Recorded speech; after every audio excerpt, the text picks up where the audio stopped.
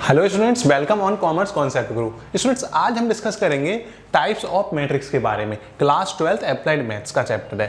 देखो, मैट्रिक्स क्या होती है ये हम लास्ट वीडियो में डिस्कस कर चुके हैं। नहीं देखिए तो डिस्क्रिप्शन के अंदर लिंक है या आई बटन पे आप जाके चेक कर सकते हो। देखो, मैट्रिक्स क्या होती है मैंने आपको बताया था, सिंपल सा एक चीज कि कोई भी एक टेबुलर फॉर्म के अंदर अपनी रो और क्या चीज रेक्टेंगुलर फॉर्म के अंदर रो और कॉलम को रिप्रेजेंट करे, उसे क्या बोलते हैं हम मैट्रिक्स कहते हैं। क्वेश्चन समझा दूंगा, कोई टेंशन की बात नहीं है। देखो, सबसे पहले बात आती है कि सर टाइप्स ऑफ मैट्रिक्स होती क्या है। देखो, कोई भी एक मैट्रिक्स है, मैट्रिक्स क्या है मैं अभी बताऊंगा। इसके अंदर क्या होती है कि बहुत सारी टाइप्स होती हैं, उसे क्या बोलते हैं हम टाइप्स ऑफ मैट्रिक्स बोलते हैं। देखो, सबसे पहले आती है रो मैट्रिक्स। रो मैट्रिक्स क्या होती है? A matrix having only one row is called a row matrix और रो वेक्टर। अब आप कहोगे सर हमको तो मैट्रिक्स ही समझ में नहीं आई, आप रो मैट्रिक्स समझाने लग गए। सिंपल सी चीज होती है, कोई भी एक नंबर्स हैं आपके, अब इमेजिनरी भी हो सकते हैं और क्या हो सकता है रियल भी हो सकते हैं। अब वो एक एरे की फॉर्म में अपन ने क्या कर दिया, रिप्रेजेंट कर दिया। मतलब क्या है, कुछ इस टाइप से अपन ने रिप्रेजेंट कर दिया, जैसे मान लो 2 3 5 7 9 7 8, कुछ इस टाइप से रिप्रेजेंट कर दिया। अब एक चीज समझो, जो अपने हॉरिजेंटल चीज होगी, हॉरिजेंटल वो होगी, उससे तो जैसे ये 2 3 5 क्या है, हॉरिजेंटल है, तो इसलिए ये क्या है, रो कहलाएगी। ये भी हॉरिजेंटल है इसलिए रो सेकंड कहलाएगी। और जो वर्टिकल थिंग्स हैं उन्हें क्या बोलेंगे सर, कॉलम बोलेंगे। तो ये C1 C2 और C3। इसका मतलब क्या हुआ कि रो मैट्रिक्स क्या हुई कि अगर कोई भी एक ऐसी मैट्रिक्स जिसके अंदर सिर्फ रो है, कॉलम बिल्कुल भी नहीं है। इसका मतलब कि जैसे आपको एग्जांपल दिया A = 1 2 -1 -2, ये क्या हुआ, इसके अंदर नंबर ऑफ रो कितनी है सर, नंबर ऑफ रो 1 है। तो इसका मतलब ये हुआ कि नंबर ऑफ रो हमेशा क्या रहेगी, ओनली 1 रहेगी। कॉलम कितने भी हो सकते हैं, हो सकता है 5 हो, 4 हो, 3 हो, 2 हो या n भी हो सकते हैं। जैसे 1 2 3 4, तो यहाँ पे कितने कॉलम है, रो तो देखो कितना है, 1 है, यस और नो। और कॉलम कितने हैं, C1 C2 C3 C4, है कि नहीं है? हाँ जी सर। तो बस देखो खत्म हो गया। तो इसका मतलब ये ऑर्डर ऑफ मैट्रिक्स क्या है अपना, इसका रो कितनी है सर 1, कॉलम कितनी है 1 2 3 4, इसका मतलब 1/n, 1 to n भी बोलते हैं अपन, 1 into 4 भी बोलेंगे, लेकिन मैंने आपको बताया था कि इसे क्या होता है 1/n भी बोलते हैं।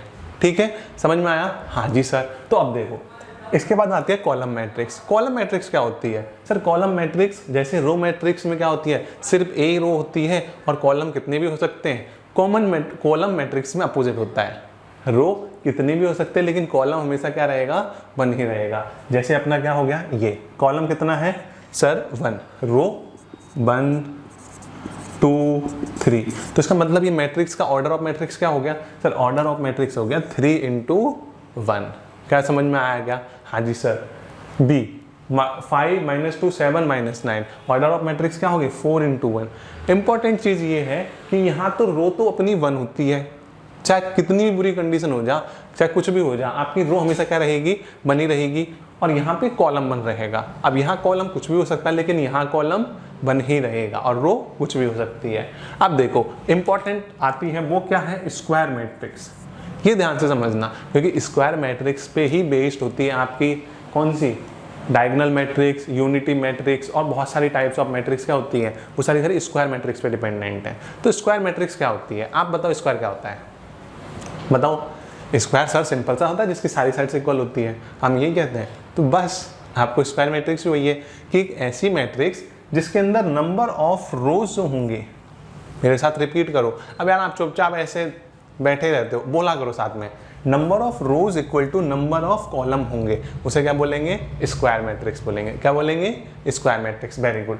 जैसे यहाँ पे नंबर ऑफ रो कितनी है 1 2 हो गया, C1 C2, तो ये कैसी मैट्रिक्स बन गई, 2 into 2। इसका मतलब ये क्या है, एक स्क्वायर मैट्रिक्स है। मैं आपको एक एग्जांपल देता हूँ, जैसे मैंने कह दिया 3 2 5 2 5 3, क्या ये एक स्क्वायर मैट्रिक्स है या नहीं है, बताओ, यस और नो। मैट्रिक्स है? नहीं है, ये एक स्क्वायर मैट्रिक्स नहीं है। क्यों? क्योंकि number of row R1 R2 मतलब 2, कॉलम कितना हो गया C1 C2 और C3। इसका मतलब क्या हो गया 2 into 3। मैंने आपको कहा था कि स्क्वायर मैट्रिक्स में नंबर ऑफ रो मतलब मान लो इसको m और इसको n, क्योंकि अपन मैट्रिक्स को लिखते हैं ना EIJ m into n, ऐसे लिखते हैं, हाँ जी सर। तो बस इसका मतलब ये हुआ कि ये अपनी एक स्क्वायर मैट्रिक्स नहीं है। लेकिन 1 2 3 3 तो कॉलम हो गए, 1 2 3 3 रो हो गई। इसका मतलब ये कौन है, अपनी एक स्क्वायर मैट्रिक्स है। समझ में आ गया। आपसे क्वेश्चन पूछेगा which of the following is a square matrix, MCQ paper बनेगा ना टर्म 1 का, तो क्या कहेगा, which of the following is a square matrix और which of the following is not a square matrix. तो आपको ऐसे चेक करना है। समझ में आ गया। हाँ जी सर। अब एक इंपॉर्टेंट चीज आती है, वो क्या है, डायगोनल मैट्रिक्स। सर नाम तो सुना सुना लग रहा है, डायगोनल हमने पढ़ा था स्क्वायर में, रेक्टेंगल में, क्यूबॉइड में, लेकिन ये समझ में नहीं आया मैट्रिक्स का मतलब क्या हुआ। डायगोनल क्या होता है, सिंपल सा समझो। ये आपका क्या था, एक स्क्वायर है कि नहीं है। हाँ जी सर। यहाँ मैट्रिक्स में भी यही था, देखो एक स्क्वायर है, 3 इधर 3 इधर 3 इधर 3 इधर, हाँ है ना। हाँ जी सर। इसके जो 2 पॉइंट्स के बीच की जो डिस्टेंस होती है ये, इसे क्या बोलते हैं हम, सर डायगोनल बोलते हैं। तो बस काम हो गया। कंडीशन क्या है डायगोनल मैट्रिक्स के लिए, रूल नंबर 1, हमेशा स्क्वायर मैट्रिक्स होना कंपलसरी है। अगर स्क्वायर मैट्रिक्स नहीं है, मैंने कहा था ना ये सबसे इंपॉर्टेंट है। क्यों, अगर आपकी कोई मैट्रिक्स स्क्वायर मैट्रिक्स नहीं है तो वो डायगोनल मैट्रिक्स भी नहीं हो सकती। ठीक है, पहली चीज। दूसरी चीज, a i j equal to 0। Sir ये तो बिल्कुल समझ में नहीं आया, i does not equal to 0। मैंने आपको एड्रेस लिखना सिखाया था लास्ट वीडियो में, नहीं देखे कोई प्रॉब्लम, बाद में देख लेना, अभी सिखा देता हूँ। इसका एड्रेस कितना है 2 का, सर ये कैसे पता। ये कौन सी रो है, सर रो 1 है, ये रो 2 है, ये रो 3 है ना। ये C1 है, ये C2 है, ये C3 है ना। तो 2 क्या है, 2 किस जगह आ रहा है, सर रो फर्स्ट के अंदर। अगर मैं बोलूँ तो रो फर्स्ट के अंदर और कॉलम फर्स्ट के अंदर आ रहा है। तो इसका एड्रेस क्या हो गया, अगर ये ए मैट्रिक्स है तो इसको मैंने स्मॉल ए से रिप्रेजेंट कर दिया, ए स्मॉल ए और फर्स्ट रो और फर्स्ट कॉलम। तो क्या हो गया, A1 1। 0 के बारे में बताओ सेकंड वाले के, सर ये अपना फर्स्ट रो में और सेकंड कॉलम में। तो क्या हो गया, A2 A1 2 हो गया, हाँ या ना। हाँ जी सर। A1 3 हो गया, हाँ कि नहीं आया। हाँ जी सर। बस काम हो गया। ये क्या हो गया, A2 1 हो गया, हुआ कि नहीं हुआ। हाँ जी सर। A2 2 A2 3, हाँ या ना। हाँ जी सर। बस काम हो गया। तो इस टाइप से आप किसी भी मैट्रिक्स को रिप्रेजेंट फॉर्म में कर सकते हो। तो ये एड्रेस पता लग गया क्या, हाँ जी सर। तो ये जो 1 1 है, मतलब नंबर ऑफ रो का जो है वो तो क्या है, रो नंबर, तो वो तो आई होता है और कॉलम नंबर जे होता है। तो बस काम हो गया आपका। तो इसका मतलब क्या हुआ, I does not equal to J. जैसे 1 1, इसका मतलब आई जो है वो इक्वल है किसके, जे के, मतलब 1 1 केस, 2 2 केस, यहाँ पे 3 3 केस आएगा। तो उस केस में तो क्या होगा, जब आई इक्वल होगा जे के तो कोई नंबर होगा। समझ में आया। ये पूरी की पूरी वैल्यू क्या होनी चाहिए, नंबर्स हो सकते हैं, कुछ भी हो सकते हैं, 1 2 3 4 5 6 7 8 9, कुछ भी, माइनस में कुछ भी। लेकिन इंपॉर्टेंट चीज कि ये जो वैल्यूज हैं, ये वाली जो साइड में बची हुई हैं, ये एक तो ये और एक ये, या इन सिंपल लैंग्वेज में कहूँ तो मैं कि डायगोनल को छोड़ के बाकी जो भी वैल्यूज हैं वो सारी की सारी क्या होनी चाहिए, 0। समझ में आ गया। हाँ जी सर। तो बस यही चीज क्या कहलाएगी, अपनी डायगोनल मैट्रिक्स कहलाएगी। इसके बाद में नल मैट्रिक्स क्या होती है, यूनिटी मैट्रिक्स क्या होती है, वो सारे के सारे अभी हम डिस्कस करते हैं।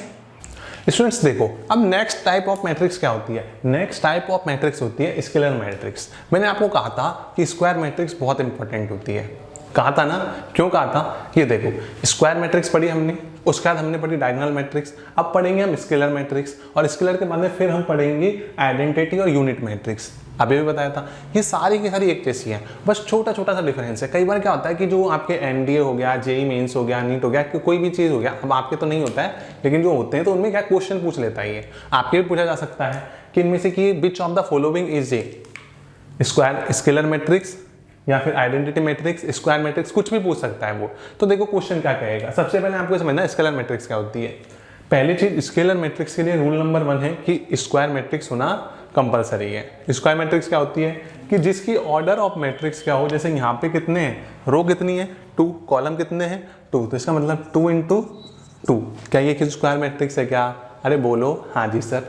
पहली चीज, ऑर्डर ऑफ मैट्रिक्स कितनी है सर 2। यहाँ ऑर्डर ऑफ मैट्रिक्स कितनी है सर 3। आप ये कहोगे सर ये आयोटा यहाँ पे क्या कर रहा है, पढ़ा था ना 11th क्लास के अंदर आयोटा कॉम्प्लेक्स नंबर में इमेजिनरी नंबर है। तो ये भी मैट्रिक्स कितनी है 3 इंटू 3 की, ऑर्डर ऑफ मैट्रिक्स कितनी है सर 3। अब एक चीज देखो, डायगोनल मैट्रिक्स, पहली चीज स्क्वायर मैट्रिक्स होनी चाहिए। क्या ये स्क्वायर मैट्रिक्स है, हाँ जी सर, कंफर्म हो गई। डायगोनल मैट्रिक्स क्या बताया था, डायगोनल को छोड़ के सारे एलिमेंट्स क्या होंगे, जीरो होंगे। ये समझ में आया सर, डायगोनल को छोड़ के सारे एलिमेंट जीरो हैं, हाँ जी सर। तो सर ये डायगोनल मैट्रिक्स में फिर स्केलर के क्या जरूरत हो, रुको जरा ध्यान से समझो। ए आई जे इक्वल टू 0, इसका मतलब क्या हुआ, I does not equal to J, वही सेम टू सेम कंडीशन। लेकिन यहाँ एक इंपॉर्टेंट चीज है, पिछली बार मैंने यहाँ पे के लिया था लेकिन यहाँ सी लिया है।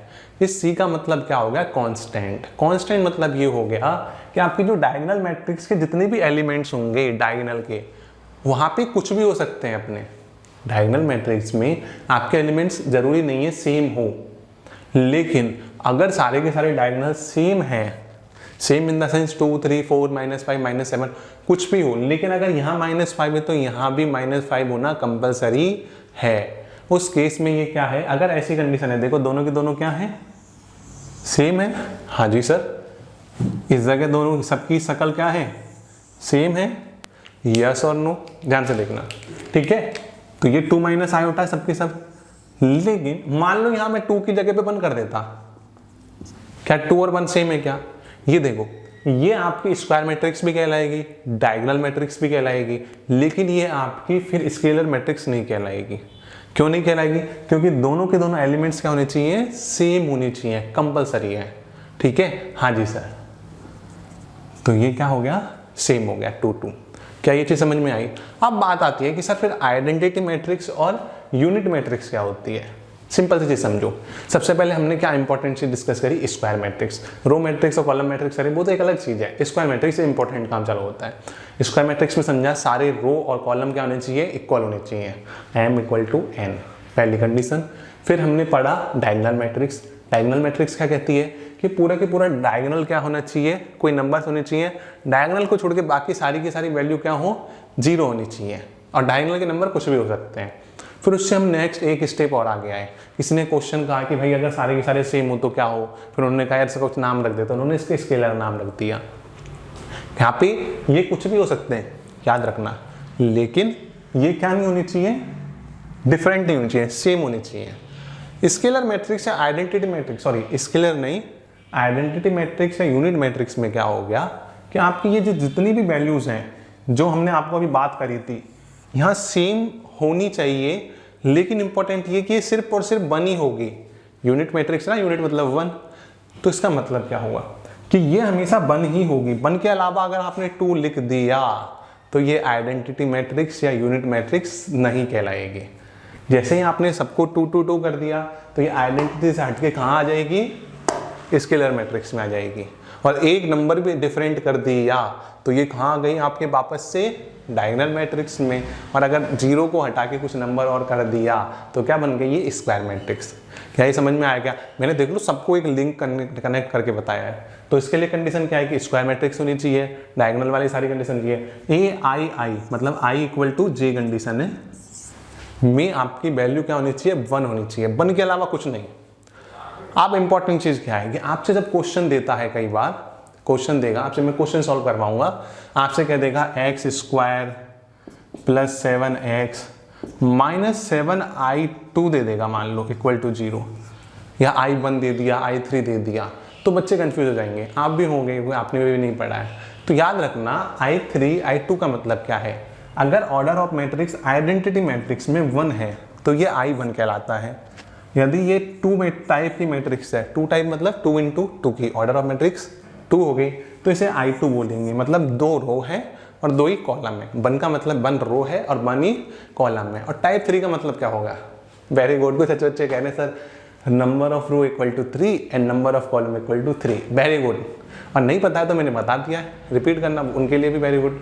तो देखो, तो ये क्या हो गई अपनी 3/3 की मैट्रिक्स हो गई ऑर्डर ऑफ मैट्रिक्स, तो ये i3 हो गई।